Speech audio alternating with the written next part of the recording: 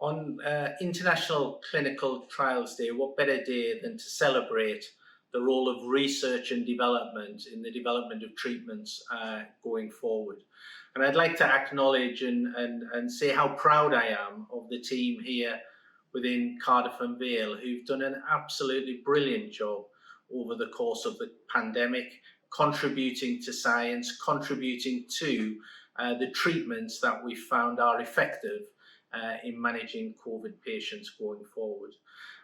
That contribution's been on a global scale. We've been a part of many international trials, and that's our ambition. We want to continue to do that. I would also want to highlight that even during that period of time, we've also continued many other aspects of research into different specialties and different services. So our research didn't stop, even though it was a very difficult period of time. So congratulations to everyone. I'd just like to highlight, today's research is tomorrow's treatment, and that's how important this is.